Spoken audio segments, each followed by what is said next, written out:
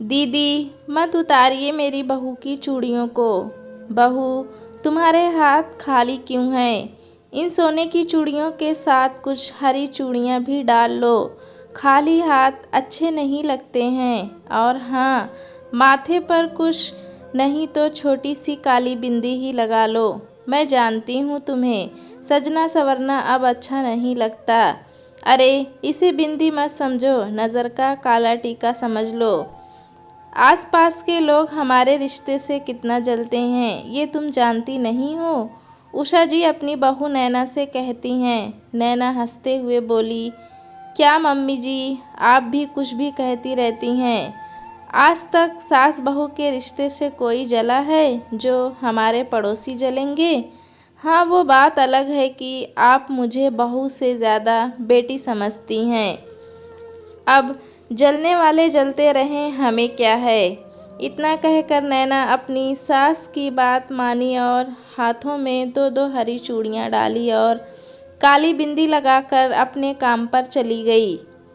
जाती हुई नैना को देखकर उषा जी की आंखों में आंसू आ गए। तभी उनके पति विशंभर जी आए और बोले, उषा, जो बीत गया उसके लिए आंसू मत बहाओ। ये देखो, हमारा भविष्य स्कूल जाने के लिए तैयार है और किसी के लिए नहीं तो इसके लिए मुस्कुराओ। उषा जी अपने पोते अभय के लिए मुस्कुराने लगीं तो अभय बोला, दादी, मम्मा कहती हैं जो स्ट्रांग होते हैं वो रोते नहीं। आप भी मत रोना। विशंभर जी बोले, मैं इसे छोड़कर स्कूल आता हूँ, फिर मैं बैठकर बातें करेंगे। इतना कहकर वो चले गए।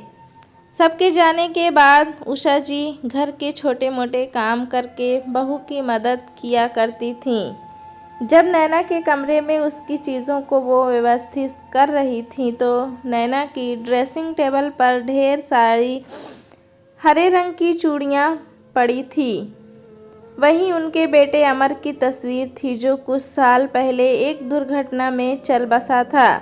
उषा जी के एक हाथ में हरी चूड़ियाँ और दूसरे हाथ में अपने बेटे की तस्वीर थी। वो पुराने दिनों में खो गईं। माँ, देखो ना, ये दिन रात नीली पीली चूड़ियाँ पहनती है। इसे समझाओ कि पति के पसंद की हरी चूड़ियाँ पहना करे। अमर उषा जी से कहता है। नैना बोली, मम्मी जी, ये कहाँ लिखा है कि बस पति के पसंद की चूड़ियाँ पहनना है। मुझे नीली पीली चूड़ियाँ अच्छी लगती हैं, मैं तो वही पहनूंगी। आपको पसंद है तो आप खुद पहन लो। उषा जी बोली, शादी को 4 साल हो गए, साल भर का तो तुम्हारा बच्चा हो गया, फिर भी तुम दोनों बच्चों की तरह लड़ते हो। ठीक है, उसे नीली पीली चूड़ियाँ पसंद है तो पहनने दो, कल तुम्हारी पसंद की हरी चूड़ियाँ पहन लेगी। नैना अमर को चिढ़ाने लगी तो अमर बोला, देख लेना, जब नहीं रहूँगा तो इन चूड़ियों को देखकर मुझे याद करोगी।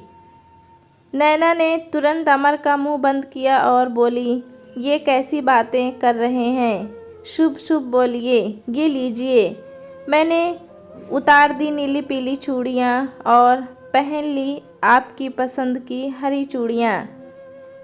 भगवान के लिए फिर कभी ऐसा मत कहिएगा। उषा जी आई और अमर के कान पकड़ते हुए बोली, क्यों रे, मेरी बहू को परेशान करता है। ऐसी बातें करके तुम इसका नहीं मेरा भी मन दुखाते हो। बेटा, तुम्हें देखकर ही तो हम सब जी रहे हैं। तुम्हारे बिना हम अपनी ज़िंदगी की कल्पना भी नहीं कर सकते। अमर माँ और पत्नी दोनों के गले में हाथ डालकर बोला, माँ, ज़िंदगी का क्या भरोसा, पर अब हम सबकी ज़िंदगी को आगे चलाने वाला आ गया है। अब पकड़ो अपने पोते को, मैं ऑफिस चलता हूँ। इतना कहकर अपनी मोटरसाइकिल स्टार्ट की और निकल गया। ना जाने ईश्वर कब जुबान पर बैठ जाते हैं। साथ में दोनों सास बहू मटर छील रही थीं और कह रही थीं कि आज अमर जब आएगा तो उसे मटर की कचौड़ी बनाकर खिलाएंगे। तभी उधर से अमर का एक दोस्त भागते हुए आया और एक बुरी खबर लाया, जिसे सुनते ही नैना वहीं बेहोश हो गई। उषा जी मानो पत्थर की सी हो गई जब उसने ये बताया कि अमर का एक्सीडेंट हो गया और वो अस्पताल में अंतिम सांसें ले रहा है। देखते ही देखते हरा भरा परिवार दुखों में बदल गया। जाते जाते अमर ने अपने पूरे परिवार की जिम्मेदारी नैना को सौंप दी थी, जिसे नैना ने संभालने का वादा भी किया। जिन चूड़ियों से नैना को इतना प्यार था, आज समाज के ठेकेदार उन चूड़ियों को भी उतार रहे थे। नैना को होश नहीं था जब उसकी बुआ सास उन चूड़ियों को खोल रही थी। उषा जी पूरे समाज के सामने खड़ी हुई और बोली, दीदी मत उतारिए मेरी बहू की चूड़ियों को, अभी उसकी उम्र ही क्या है। बुआ जी बोली, मानती हूँ तुम्हारा परिवार नए ज़माने का है, पर समाज के कुछ नियम होते हैं। उषा जी बोली, मैं नहीं मानती ऐसे नियमों को जो बस दुख की घड़ी में साथ दे। जो नियम हौसला ना दे सके, ऐसे नियम को तोड़ देना ही बेहतर है। जहाँ सब लोग नैना को अभागिन कहकर सांत्वना दे रहे थे, वहीं उषा जी ने हौसला रखा और नैना से बोली, बहू याद रखो, जीवन में जिद, जुनून और हौसला हमेशा बनाए रखना, तभी मंजिल तुम्हारे कदमों में रहेगी, वरना तो दूसरे लोग हमेशा तोड़ने और गिराने के लिए तैयार रहते हैं। नैना भरी हुई आंखों से उषा जी के गले लग गई और विलाप करने लगी। वहीं उषा जी ने बेटे के गम को पी लिया और बहू को हौसला दिया। कुछ घंटे बाद विशंबर जी ने पोते को स्कूल छोड़कर आ गए। तभी उषा जी अपनी यादों से भी लौट आई। उषा जी के हाथों में हरी चूड़ियों को देखकर बोले, तुम फिर इन पुरानी यादों में चली गई थी। कितनी बार कहा, जो यादें दर्द दे उन्हें मत याद करो। अपने बेटे के उन खूबसूरत पलों को याद करो जब वो तुम्हें कहता था कि मैं नहीं रहकर भी हमेशा इस घर में रहूँगा। विशंबर जी ने उषा जी को हौसला दिया। अब यही तो होता था, दोनों एक दूसरे को हौसला देते थे। कुछ घंटे बाद विशंबर जी पोते को लाने के लिए चले गए। देखते ही देखते शाम हो गई। नैना दफ्तर से लौटकर आई। आते ही सबसे पहले अपनी हरी चूड़ियों को वह उतारने लगी। उषा जी बोली, नैना पहले तुम अमर के लिए चूड़ियाँ पहनती थी, अब अपने बेटे के लिए पहनो। तुम्हारे हाथों की चूड़ियों को देखकर देखो वो कितना खुश होता है। बेटा, किसी के चले जाने से ज़िंदगी रुकती नहीं है। जाओ हाथ मुँह धो लो, फिर इकट्ठे बैठकर चाय पियेंगे। नैना मुस्कुराकर हाथ मुँह धोने चली गई। समय बीता। कुछ महीनों बाद नैना की बुआ सास आई। वो नैना के कपड़े, उसकी चूड़ियों को देखकर मुँह बनाती थीं। नैना उस पर ध्यान नहीं देती और अपना काम करती थी। एक रोज़ जब वो दफ्तर गई तो बुआ जी बोली, उषा, नैना को अमर की नौकरी क्या मिल गई, उसके तो रंग ही बदल गए हैं। देखना उसका मन कहीं और न लग जाए और तुम सब उसकी राह देखते रह जाओ। विशंबर जी बोले, दीदी जब भी आती हो कड़वी बातें ही करती हो, और जो आप कह रही हो वो तो हम कब से चाहते हैं। काश कि नैना की ज़िंदगी में फिर कोई आए और उसके जीवन का हर रंग और हर खुशी लौट आए। इतना कहकर विशंबर जी दुखी मन से वहाँ से चले गए। बुआ जी उषा जी से बोली, विशंबर तो समझेगा नहीं, तुम तो समझो। उषा जी हाथ जोड़कर बोली, दीदी बहुत मुश्किलों से ज़िंदगी पटरी पर आई है। अपनी कड़वी बातों से मन दुखी मत कीजिए, बस मेरी बहू और मेरे पोते को आशीर्वाद दीजिए। हमने तो ज़िंदगी जी ली, उसके सामने तो पूरा जीवन पड़ा है।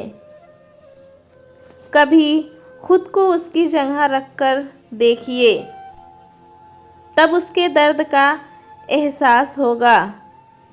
इतना कहकर उषा जी चाय पीने लगी। नैना दफ्तर से लौटी विशंबर जी से बोले, पापा जी, ये आपकी और मम्मी जी की पूरे 2 महीने की दवाई है। बिजली का बिल मैंने भर दिया है और इलेक्ट्रीशियन को बोली हूँ ऊपर के बाथरूम में भी गीज़र लगा देगा ताकि बुआ जी को नहाने के लिए नीचे नहीं आना पड़े। और हाँ बुआ जी, आपको समोसे और जलेबी बहुत पसंद है तो वो भी लेकर आई हूँ। कपड़े बदल कर आती हूँ, फिर सबको देती हूँ। बुआ जी आश्चर्य से नैना की तरफ देख रही थी। विशंबर जी बोले, दीदी देख रही हैं, ये अपने आंसुओं को पीकर हम सबको खुश करने की कोशिश करती है। थोड़ी देर बाद जब नैना सबको समोसे और जलेबी दे रही थी तो बुआ जी ने उसके हाथों को पकड़ा और बोली, बहू, तुम्हारे हाथ खाली क्यों है? सोने की चूड़ियों के साथ 2 हरी चूड़ियाँ भी डाल लो। मैं अपने पुराने शब्द के लिए माफ़ी चाहूँगी, पर तुम्हारे खाली हाथ अच्छे नहीं लगते हैं। बुआ जी की बातों को सुनकर नैना की आंखें भर आई। उषा जी नैना के आंसुओं को पोंछते हुए बोली, बहू, संसार में बहुत अंधेरा है, पर तुम्हें हर पल उम्मीदों का दिया जलाए रखना होगा। तभी तो तुम्हारे हौसले देखकर मुश्किलें भी अपने आप तुम्हें रास्ता देंगी। नैना बोली, जब आप सबका साथ है तो मैं हौसला कैसे हार सकती हूँ? और फिर हम सबके भविष्य को भी तो यही हौसला देना होगा। हम अपनी सोच बदलेंगे तो देखना मम्मी जी, आने वाले भविष्य में हर किसी की सोच बदलेगी। दोस्तों, कहानी कैसी लगी हमें कमेंट में ज़रूर बताएं। चैनल पे नए हैं तो एक लाइक और सब्सक्राइब करना ना भूलें।